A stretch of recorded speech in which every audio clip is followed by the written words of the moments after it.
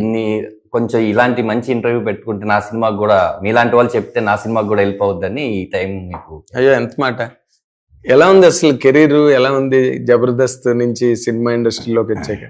అన్న బేసిక్ ఏంటంటే నేను సినిమాలు చేస్తూ జబర్దస్త్కి వెళ్ళానన్న. ఓకే. నేను జబర్దస్త్ చేయక ముందు ఆల్మోస్ట్ ఒక 20-30 సినిమాలు చేసి జనాలందరికి ధనరాజుగా తెలిసిన తర్వాత వెళ్ళాను. ఓకే. అట్నుంచి ఇటు అనమాట చాలా మంది జబర్దస్త్ లోకి వచ్చి సినిమాల్లోకి వచ్చారు. అవునవును. నేను అప్పటికే భీమిలి కబడ్డీ జట్టు, పరుగు, ఈ పిల్ల జమీందారు ఇలాంటి సినిమాలు చేసేసి ఉన్నాను. జబర్దస్త్ కూడా నేను అంటే స్టెచ్ చేయలేదన్న ఇప్పుడు. ఒక 13 ఎపిసోడ్లు అని వాళ్ళు పిలిచారు అంతే.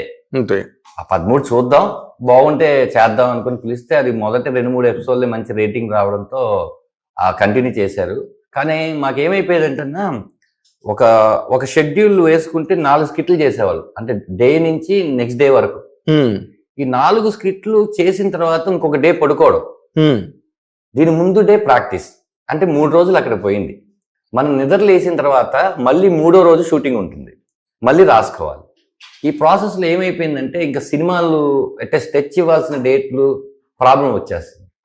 దానివల్ల మేము ఏం చేసామంటే ఇక్కడ కూడా డేట్లు, అటు నాగబాబు గారు, రోజా గారు, అనసూయ గారు, మిగతా టీం లీడర్లు, లైట్ మ్యాన్లు, అన్ని ఫ్లోరు అన్నీ ఉంటాయి.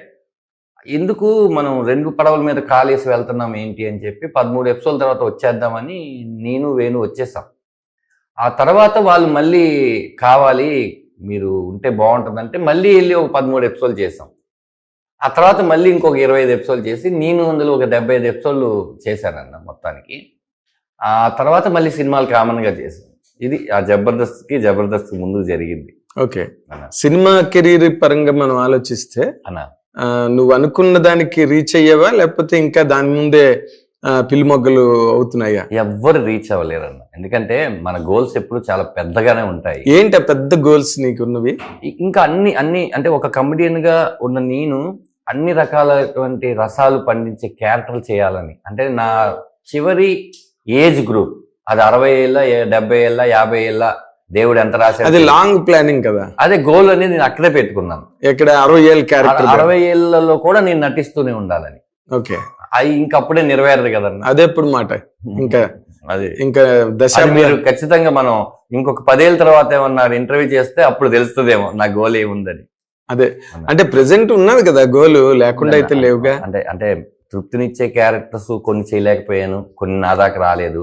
వచ్చి మిస్ అయ్యావు అంటే వచ్చినవి సద్వినియోగం చేసుకున్నానన్న, కానీ నా దాకా రాని క్యారెక్టర్స్ ఉంటాయి. కొన్ని సినిమాలు చూసినప్పుడు ఈ క్యారెక్టర్ మనకు పడి ఉంటే ఇంకో ఏంటి ఆ సినిమాలు ప్రతి సినిమాలో ఉంటదన్న, ఒక సినిమా 2 సినిమాలు అని నేను చెప్పలేను. కానీ ఇప్పుడు నేను మొన్న రీసెంట్ గా సత్యం సుందరం సినిమా చూశాను. ఓకే.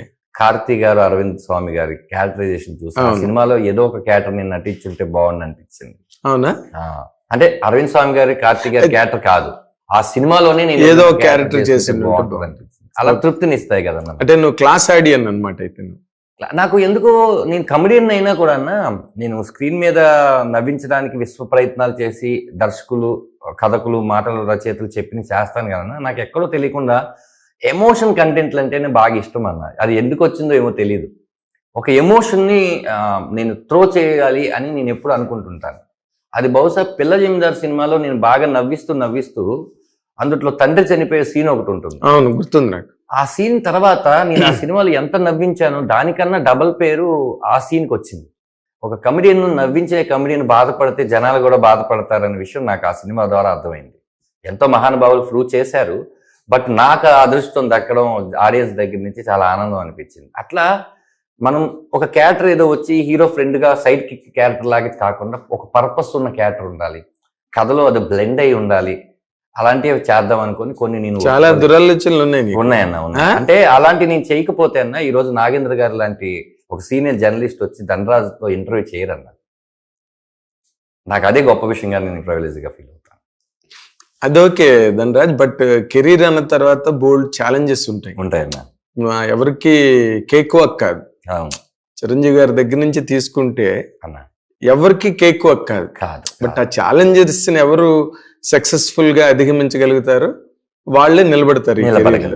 నీ వరకు నీకు ఇవి నా ఛాలెంజెస్ అని చెప్పుకోవాలనుకుంటే ఏం చెప్తావు ధనరాజ్? మరి నేను ఇది చెప్తే అది మరి ఏంటి ఇలా చెప్తున్నాడు అనుకోవచ్చేమో. ఎలాగైనా చెప్పొచ్చు, ఇష్టం వచ్చినట్టు చెప్తున్నారు అలా రేపు మీడియాలో. నాకు ఛాలెంజెస్ అంటే అసలు వాట్ అన్ని మీరు అన్నట్టు కేక్ వాక్ లాగా ఉండాలా? నాకు నేను ప్రశ్నించుకునేది, ఆ కేక్ వాక్ లాగా ఉంటే నువ్వెందుకు? నాలో ప్రతిదానికి ఒక క్వశ్చన్ ఉంటుందన్న. ఈ ప్రపంచం మొత్తంలో ఆన్సర్ లేకుండా క్వశ్చన్ పుట్టిందని నేను అనుకోను. ఆన్సర్ ఉంటేనే క్వశ్చన్ పుడుతుందని నేను అనుకుంటాను. అలాగా ఒక క్యారెక్టర్ చేసేటప్పుడు, అది నేను భాగమతి సినిమా కానీ అది అనుష్క గారితో నేను సినిమా యాక్ట్ చేస్తాను నేను ఎప్పుడు అనుకోలేదు. అదే సినిమా హిందీలో రీమేక్ చేస్తే నేను వెళ్ళి అదే క్యారెక్టర్ చేస్తానని నేను అనుకోలేదు. ఈ సినిమాకి రాఘవంకి నేను దర్శకుడిని అవుతానని అనుకోలేదు. ఛాలెంజెస్ అన్నీ అవే ఇస్తాయన్న. దాన్ని ఎంత సమర్థవంతంగా నేను ఎదుర్కొన్నానని దాన్ని నా టాలెంట్ని బట్టి ఉంటుంది. ఎదుర్కొన్నాను ఈ సినిమాలో సమర్థవంతంగా. అంటే అది ఫిబ్రవరి 21వ తారీఖు మీరు చెప్పాలి సినిమా. ఇది దీన్ని ఒక ఛాలెంజ్ గా నేను స్వీకరించాను కాబట్టి చెప్తున్నాను. ఇది రామన్ రాగం అన్నది నువ్వు ఒక కొంత ప్రయాణం అయిపోయిన తర్వాత నీకు ఎదురైన మజిలీ ఇది. అవును ప్రయాణం అయిపోయింది. అవునవును. నేను ఆ ప్రయాణం ఇక్కడి వరకు నువ్వు వచ్చావంటే నువ్వు సక్సెస్ఫుల్ కింద లెక్క. అంటే నిన్ను నమ్మి ఒకళ్ళు వచ్చి డబ్బులు పెట్టి మంచి యాక్టర్లు ఈ సినిమాలో చేసి ఒక సముద్రకళి లాగా, పృథ్వీరాజ్ లాగా మంచి యాక్టర్స్ ని సినిమాలో చేశారు. అది ఒక స్టేజ్ కి వచ్చాక జరిగింది. బట్ ఈ స్టేజ్ కి రావడానికి పైగా నువ్వు ఇమోషనల్ పర్సన్. ఇమోషన్ అంటే ఇష్టం, కామెడీ అయితే చేస్తావు కానీ. మీరు అడిగింది నాకు అర్థమైందన్న.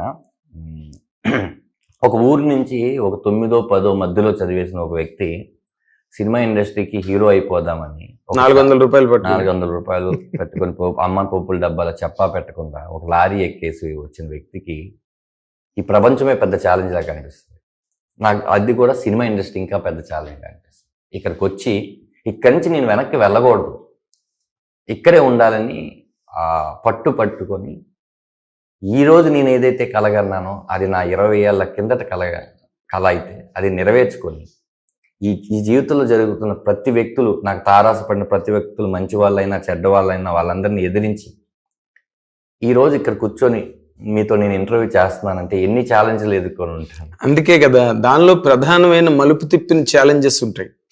ప్రధానవి ప్రతిదీ జీవితంలో ప్రతిరోజు ఛాలెంజ్. మలుపు మంచి హిట్ టీవీ యాప్, ఇందులో short news, live news, entertainment shows, movies, digital magazines తో పాటు మీ జిల్లా వార్తలను కూడా ఫ్రీగా చూడొచ్చు. అంతేకాదు కేజీ నుంచి పీజీ వరకు విద్యార్థులకు స్కాలర్షిప్ కూడా అందిస్తున్నాం. ప్రతి వారం 10 మందికి లక్కీ డ్రా ద్వారా ఒక్కొక్కరికి 10,000 రూపాయలు అందిస్తున్నాం. ఇంకెందుకు ఆలస్యం, వెంటనే హిట్ టీవీ యాప్ ని డౌన్లోడ్ చేసుకుని ఫ్రీగా ఎంటర్టైన్మెంట్ పొందండి. Hit TV app. Hit TV app. Please download hit TV app. Hit TV app ని ఫ్రీగా డౌన్లోడ్ చేసుకుని ఎంజాయ్ చేయండి. మీకు నచ్చిన ఎంటర్టైన్మెంట్ కోసం హిట్ టీవీ యాప్ ని ఫ్రీగా డౌన్లోడ్ చేసుకుని ఎంజాయ్ చేయండి. హిట్ టీవీ యాప్ ని డౌన్లోడ్ చేసుకుని ఆస్వాదించండి, ఆశీర్వదించండి. ఇంతమంది సెలబ్రిటీలు హిట్ టీవీ యాప్ ని డౌన్లోడ్ చేసుకోండి అని చెప్తున్నారంటే ఎంత మంచి యాప్ ఆలోచించండి. అమెరికా అమెరికా అమెరికా అమెరికాలో చదవాలనుకునే వాళ్ళకి విశ్వసనీయమైన పేరు మన శౌర్య కన్సల్టెన్సీ. UK లో 1 year masters, UK లో 1 year masters, 2 years work permit up to 5 years visa. Contact Saurya Consultancy. Contact 89851 89851.